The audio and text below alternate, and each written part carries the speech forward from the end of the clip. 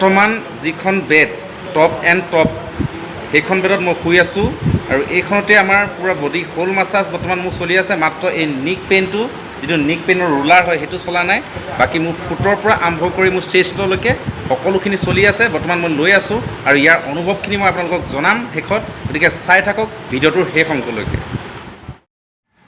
নমস্কাৰ জনালোঁ বন্ধু বান্ধৱীসকল। আজি আপোনালোকক দেখাব বিচাৰিছোঁ যোৰহাটত জেইল ৰোডৰ য়ামাহা ডিলাৰৰ কাষতে লাগি থকা এটা বিনামূলীয়া হেল্থ থেৰাপি চেণ্টাৰ, য'ত আপোনালোকৰ শৰীৰৰ বিভিন্ন ৰোগ নিৰাময়ৰ বাবে সম্পূৰ্ণ বিনামূলীয়াকৈ চিকিৎসা প্ৰদানৰ উদ্দেশ্যে গঢ়ি তোলা হৈছে এটা চিকিৎসা কেন্দ্ৰ, যাৰ নাম হৈছে ভিগেন ইণ্ডিয়া। গতিকে আহক আমি ভিগেন ইণ্ডিয়াত কি চিকিৎসা আৰু কেনেকৈ কৰা হয় জানো আহক। গতিকে দৰ্শকসকল, ইতিমধ্যে আমি আহি পালোহি ভিগেন ইণ্ডিয়া আৰু ভিগেন ইণ্ডিয়াত আহি পাই আমি ইয়াৰ কাউণ্টাৰত লগ পালোঁ এগৰাকী মেমক। আৰু আহক আমি মেমৰ লগত অলপ কথা পাতোঁ। মেম, পোনপ্ৰথমে আপোনাক স্বাগতম জনাইছোঁ আমাৰ ইউটিউব চেনেলটোলৈ। হয় মেম, আপোনাৰ সম্পূৰ্ণ নামটো জানিব পাৰিম নেকি? মোৰ নাম বিজুমণি বৰা। বিজুমণি বৰা। আপোনাৰ ঘৰ যোৰহাটতে নে? হয়, যোৰহাটতে ন? যোৰহাট মালোৱালিত। হয়।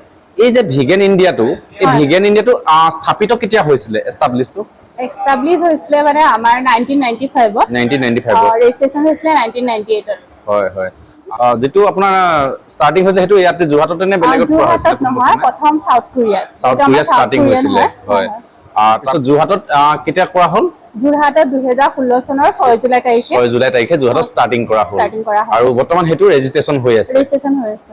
আৰু এইখিনিতে আপোনাৰ পৰা আৰু এটা কথা জানিব বিচাৰিম যে ভিগেন ইণ্ডিয়াত যিসকল ৰোগী আহে তেখেতসকল যোৰহাটৰে আহে নে অন্যান্য জিলাৰ পৰাও আহে নেকি ইয়াত?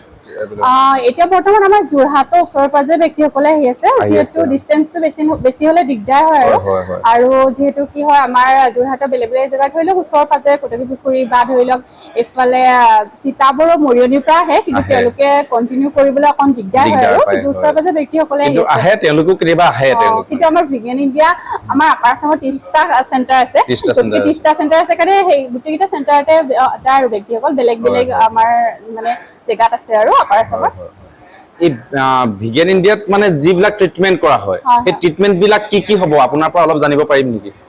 আমাৰ প্ৰত্যেকটো মানে সমস্যাৰ বাবে সমাধান আছে। ধৰি লওক প্ৰত্যেকটো বেমাৰৰ, ধৰি লওক আমাৰ শ্লিপ ডিস্ক স্পন্ডাইলাইটিছৰ পৰা ধৰি প্ৰেচাৰ, চুগাৰ, থাইৰয়ড, তাৰপিছত স্কিনৰ প্ৰব্লেম, চকু নাক কাণৰ প্ৰব্লেম, গোটেইখিনি কাৰণে আমাৰ ইয়াত ট্ৰিটমেণ্ট কৰা হয়। ট্ৰিটমেণ্ট মানে ধৰি লওক আমাৰ এইটো নেচাৰেল হয় আৰু আমাৰ ইয়াত এটা চেৰামিক আছে যিটোৰ নাম হ'ল হিউবিয়া, যিটো গৰম হলে তাৰ ইনফ্ৰাৰেড ৰে ওলাই আৰু সেইটোৱে আমাৰ ভিগেনৰ আত্মা বুলি কোৱা হয় এই হিউবিয়াটো।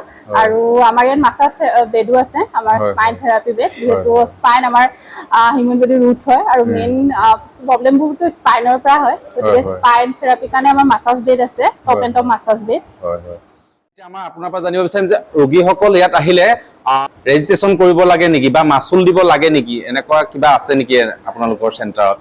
ৰেজিষ্ট্ৰেচন বুলি তেনেকুৱা একো নাই। আমি যেতিয়া আহে এজন ব্যক্তি তেতিয়া আমি এখন ফৰ্ম ফিল আপ কৰো। ফৰ্ম ফিল আপখন কৰাৰ পিছত এখন কাৰ্ড দিওঁ, 10 ডেজ কাৰ্ড এখন দিওঁ।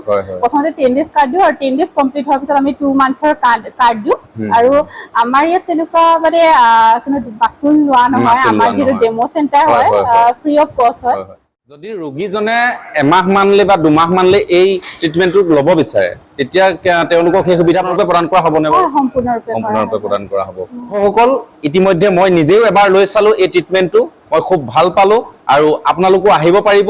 ইয়াত কোনো মাচুল লোৱা নহয় আৰু থেৰাপিটো আপোনালোকৰ নিজৰ স্বাস্থ্যৰ কাৰণে, নিজৰ শৰীৰৰ কাৰণে মানে সকলোৱে থেৰাপি ল'বলৈ আহক। আৰু মই নিজেও লৈ চালো, বহুত ভাল পালো আৰু এদিন আপোনালোকো আহক, এদিন লৈ চাওকহি, অনুভৱ কৰিব থেৰাপি লৈ আপোনালোকৰ কেনেকুৱা লাগে।